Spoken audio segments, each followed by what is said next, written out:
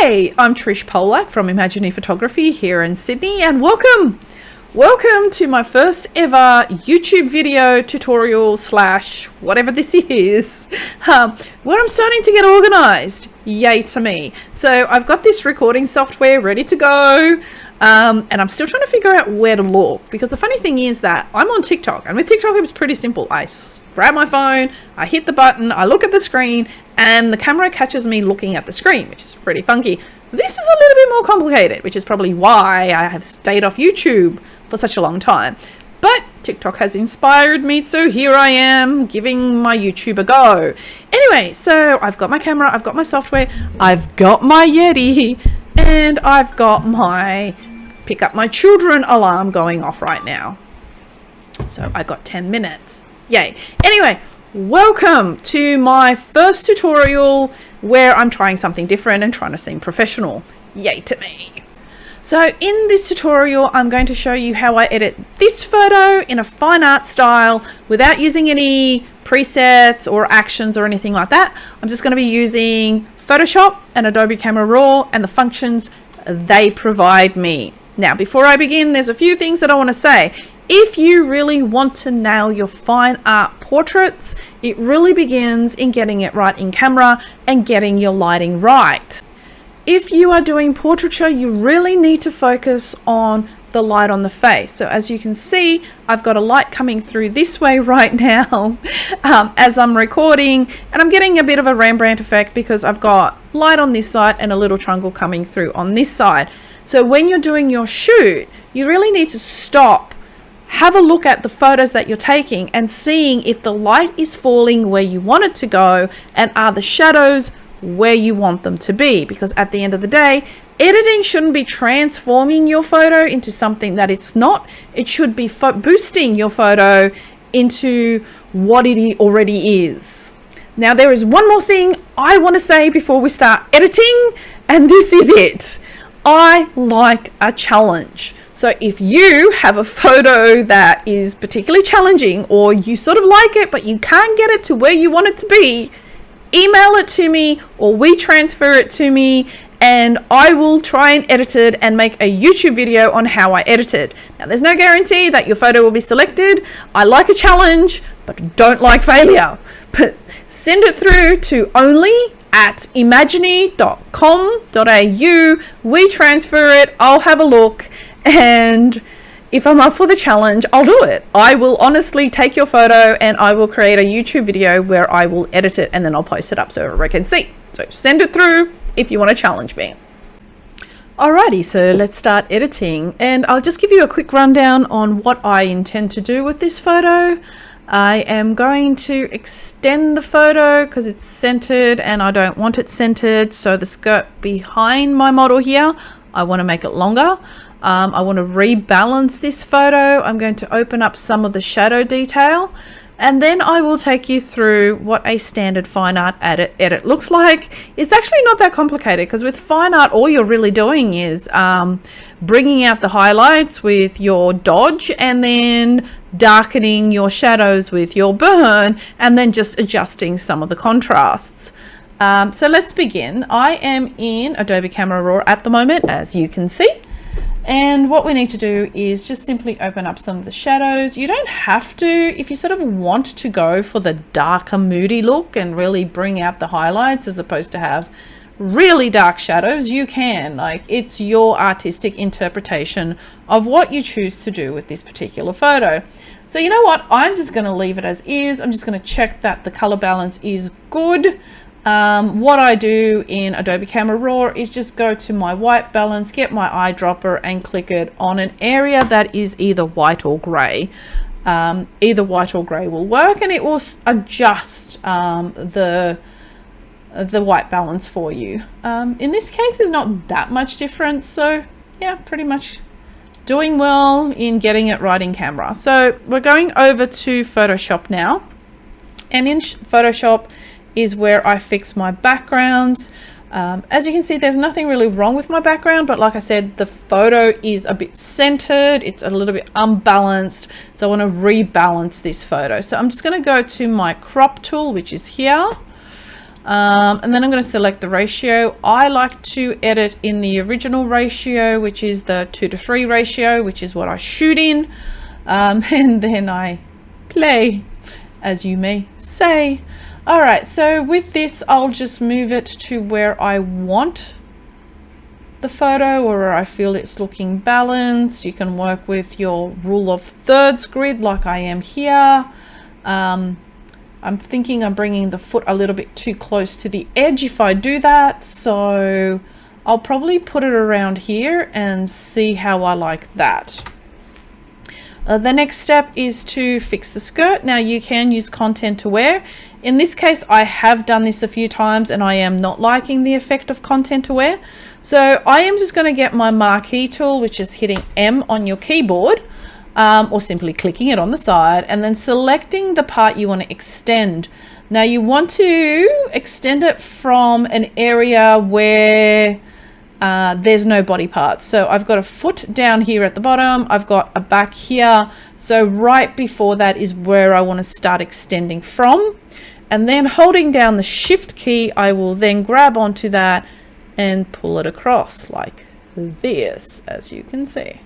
That works pretty well. There we go.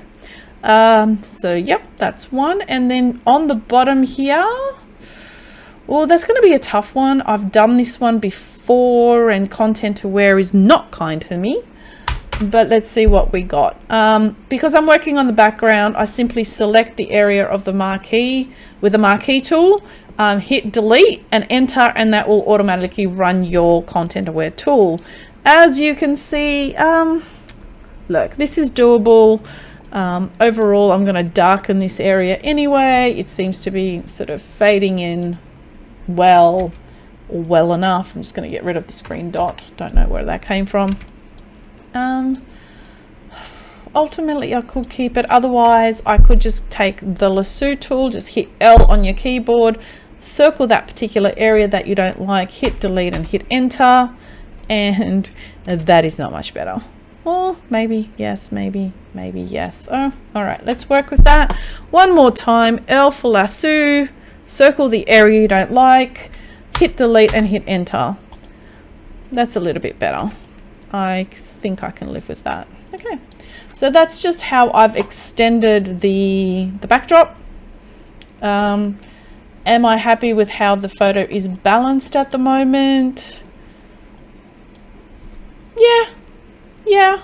What I could potentially do, I feel, is sort of give the skirt a little bit more volume. So let's give that a go. I'm going to hit Control J on my keyboard to create an additional layer.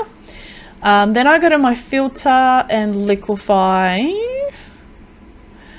And then with the forward wrap tool, I want it rather big. I can sort of play with a bit more volume on the skirt, I guess, like this, making it a little bit more, I don't know, realistic I was thinking, but it's not necessarily more realistic, but no, gives you a little bit of playroom here. And there you go. So that's the before and that's the after, before and after. You might want to make that smaller. I don't know, that's what the filter liquefy is for. Do I want to play a little bit with the hair there? Maybe. Just for the fun of it, let's volumize the hair a little bit as well. So once again, you would do the same thing. You would go to filter, liquefy, and using the forward wrap tool, you would then give the hair some volume. Because I'm working on an additional layer in Photoshop, I'm not worried about warping the face, because what you can do is, after you've done the hair, is simply add in a mask and delete the layer off the top. Okay, so we go with that. All right, so if I turn off the top layer, there's a slight distortion to the face that I've done. So what I do with that layer one, where the distortion exists, simply add a mask. And then, because I'm working on a white mask, I am now using a black brush, make it a little bit bigger. Make sure you're on 100% opacity and 100% flow, and simply remove that top layer a little bit where the distortion occurs, and leave the volumized hair as is. So this is where I've removed the top layer where the red part is, which is just the face. And there you go.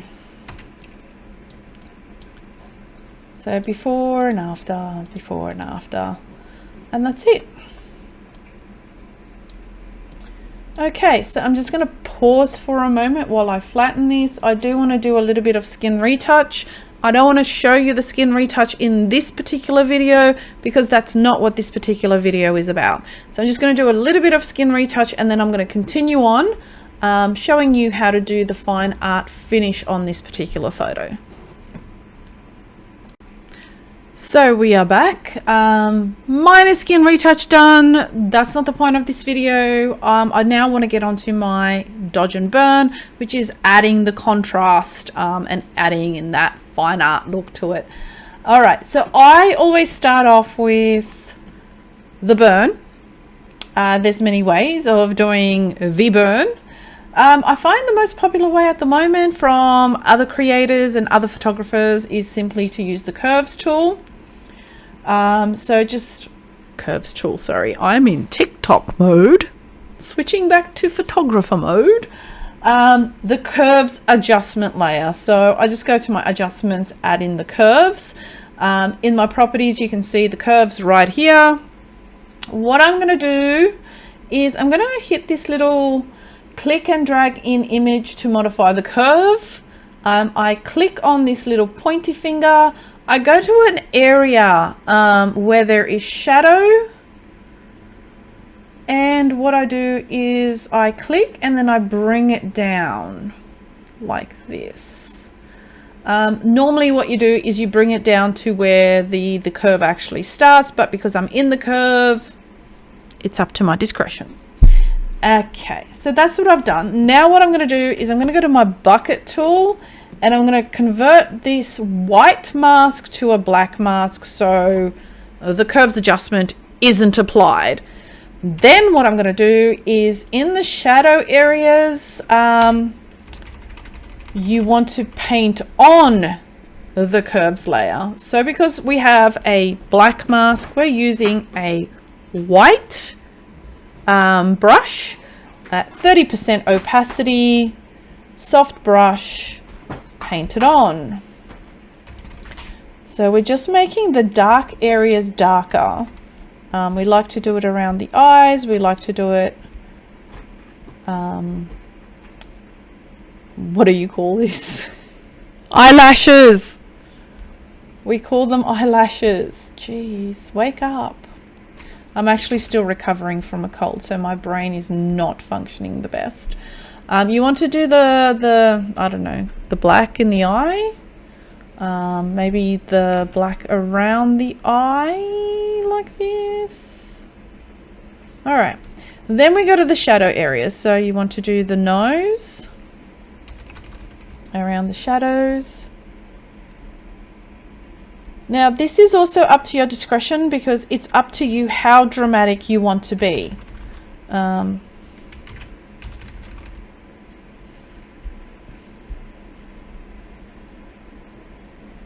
how much in the shadows you want to add. There we go. All right, so from here, before and after, before and after. Happy with that. The next thing we're going to do is the burn. There's two ways of doing the burn. I'm sure there's more than two ways. I am going to do the dramatic way first, and then I'm going to do the standard way. To do the dramatic way is you simply add a layer. So Shift, Control and N simply adds a layer. I want to make this layer, I want to make it soft light. Yes, and then with my brush, I want a white brush. Where's my brush? There's my brush. White brush at 30% opacity. Where I have particularly bright highlights, I want to paint on the white brush. Oops, that's too much. So where you want some dramatic highlights,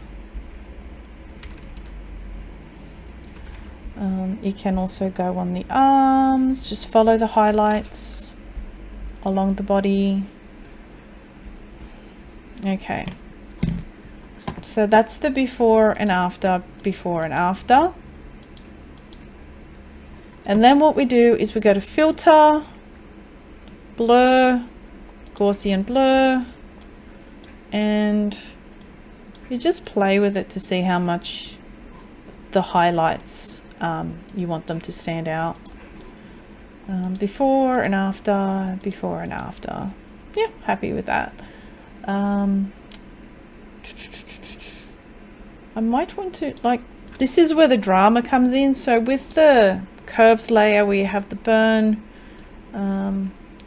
you might want to make it darker as well. But at this point, oops, that's what we're doing.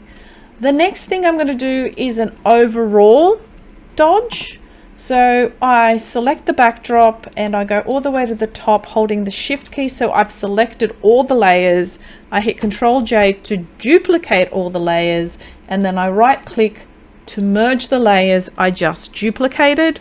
And then you simply go to O or your dodge tool. And with this particular technique, you're targeting the hair, the highlights in the hair, and a little bit on the eyes and the lips. That is all. Maybe a little bit on the nose, but no, not the nose.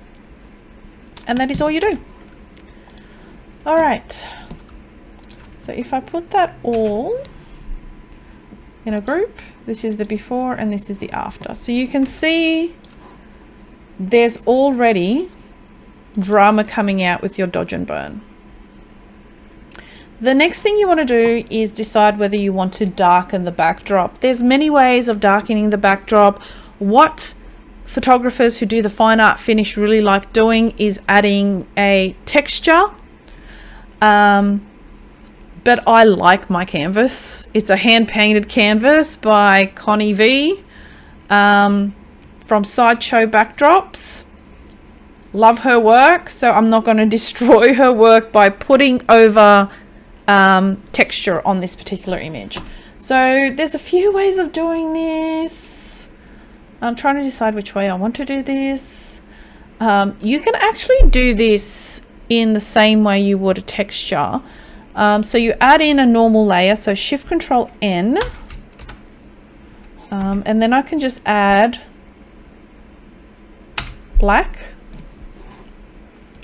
change that to a soft light, reduce the opacity. So I've already made the backdrop dark. Just decide how dark you want that backdrop by changing the opacity, I guess. All right. The next thing you do is add a mask to reduce that effect off the subject. The way to do that is simply click on the backdrop or any layer that's got the subject on it that's ready to go. We go to our selection tool and then click on select subject. Okay, in this case I'm going to inverse the selection, so right click and select inverse selection. And then I go back to the dark layer that I'm trying to make the backdrop darker. And then I simply add the layer mask on top of that. And so only the backdrop is now dark. So I've darkened the backdrop. And if that's too dark for you, then you just need to change the opacity. There you go.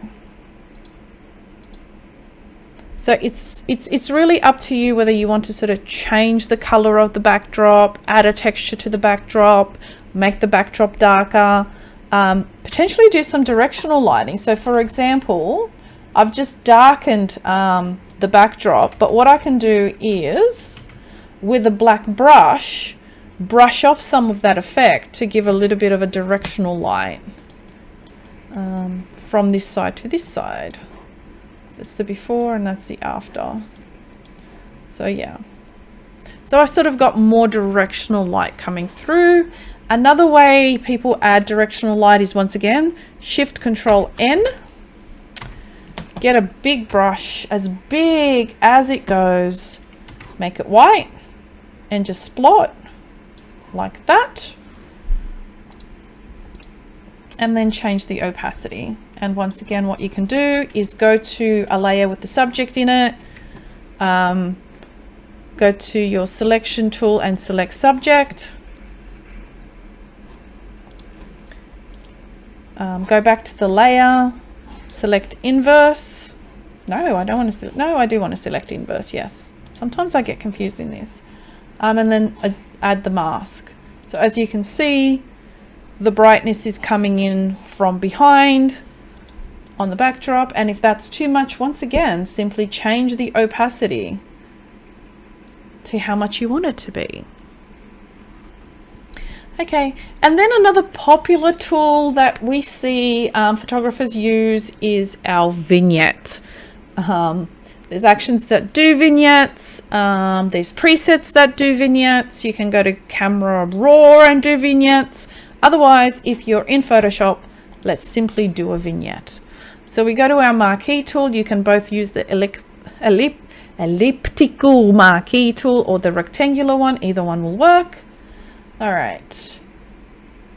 Select how much vignetting you want. Select inverse. So this is the area that we want to vignette.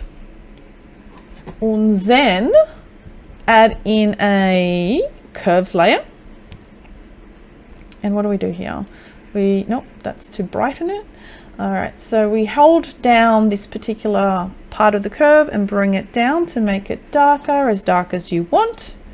Then click on this little curvy thing, which is your feathering, and feather that in. Voila, that is our vignette. Yeah. And once again, what you can do is reduce the opacity if you want, or with a brush, simply remove an area for some directional lighting. Voila. There we go. So with that vignette, you're more than welcome to remove any part of it on any part of the image that you want. There we go. Now, for the final touches of your fine art edit, select all the layers, hit Ctrl J to duplicate all the layers. Once again, right click and merge the layers. And then we go back into Camera Raw. Okay, now within Camera Raw, you have a little section that says Texture, Clarity, and Dehaze. These are actually 3 different effects of contrast. Now, once again, different photographers will finish this off in Camera Raw in different ways. I prefer to use Texture, Clarity, and Dehaze as a starting point. You can also increase your contrast, decrease your shadows, add a little bit of clarity, do a little bit of dehaze, and then drop the vibrance. Voila. That is one finished effect of fine art editing, and there you're done. You can just adjust the highlights as much as you want. That's one way of doing it. If I reset that, I definitely want to increase clarity, because increasing your clarity is a fine art finish effect. Dehaze pretty much either like darkens it or lightens it, or increases contrast, decreases contrast. That's completely up to you. Texture can increase the dramatic effect or soften it. It's up to you. That's actually pretty nice. I like this. And then once you've done that, you can decide how much shadows you want to bring out of that. And then if you want to increase a bit of highlights, decrease, and then finally decide if you want to add or decrease contrast. Voila. And that is the end of the fine art editing, without using actions and without using presets. And this should really only take you maybe about 2 to 5 minutes once you get used to it, because you know what you're looking for. You're going bang, chop, I'm doing burn right now, eyebrows, eyelashes, eyes, and the shadows across the face. 2, I'm doing my dodge to bring out some of the highlights in particular areas of the body. 3, I'm doing your standard dodge to bring out the highlights in the hair, and then I'm just simply adjusting my contrast and how contrasty I want this to be. The additional thing you can do also is, if you want to increase the texture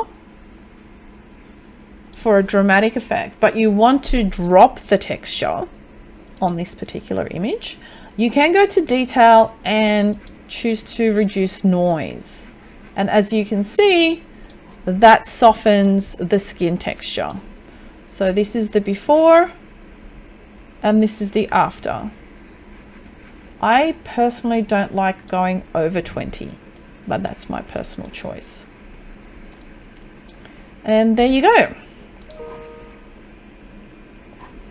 So this is the before and this is the after. As you can see, it's gone a little bit more blue, and this was a little bit more warm. One way to deal with that is your photo filter adjustment. And there you go, it warms it up a little bit, so you can have the warming photo filter if you want to bring some of that warmth back, and then adjust your opacity as you see fit. All right, so I'm just going to put that in a group so I can demonstrate your before and your after. Before and after. And that's it. That is the entire extent of doing a fine art finish without Photoshop, with Photoshop, apologies, with Photoshop, but without actions and presets. As I've mentioned, once you get the hang of these techniques, once you understand your workflow, and once you have an eye for exactly what you're looking for, this editing process should not take you more than a few minutes per photo. It's actually quite speedy and effective and creates magic. In the meantime, if you want to see me edit your photo and create a YouTube editing tutorial here on my channel, send through your photos, preferably in raw format, so I have the data to extract and get the most out of your photo. We transfer it to my email only at imagini.com.au. Otherwise, subscribe to this channel here for more editing step by step, as well as follow us on Instagram and TikTok with the handle at Imagini Secrets. There is too much to say at the end of this. I don't know what to say, except if you ever doubt what you are doing, if you ever doubt your value with your photography and your editing and your photos, remember, you are doing this because you love it. Never forget that. You are doing this because you enjoy it and you love it. Don't overthink it. Just have fun. Till next time.